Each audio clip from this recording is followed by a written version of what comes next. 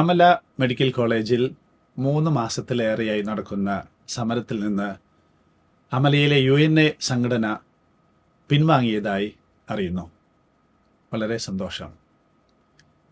Amala management Amala ആശുപത്രിയെ 800 ബെഡിന് മുകളിലുള്ള കാറ്റഗറിയിലേക്ക് ഉയർത്തിയിരുന്നു. അതിൻ്റെ അടിസ്ഥാനത്തിൽ 2026 ഏപ്രിൽ 1 മുതൽ അതിന് അനുയോജ്യമായ അതിനനുസരിച്ച സാലറി കൊടുത്തുകൊണ്ടിരിക്കുന്നുണ്ട്. ഇത് അംഗീകരിച്ച് ഇപ്പോൾ UNA സമരത്തിന് പിൻവാങ്ങിയതായി അറിയുന്നു. സന്തോഷം. അമല മെഡിക്കൽ കോളേജിൽ 2026 ഏപ്രിൽ 1 മുതൽ നൽകുന്ന ഈ സാലറി ജൂബിലി മിഷൻ മെഡിക്കൽ കോളേജിലെ 2017 ഒക്ടോബർ മുതൽ കൊടുത്തുകൊണ്ടിരിക്കുന്നുണ്ട്.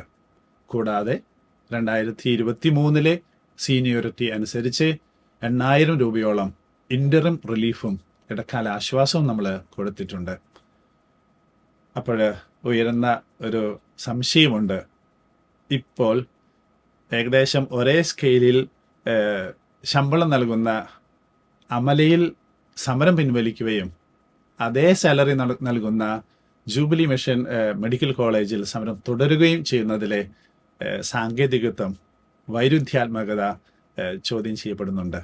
അതിനു പിന്നിൽ മറ്റു ഗൂഢലക്ഷ്യങ്ങളുണ്ടോ എന്ന് സംശയിക്കുന്നു.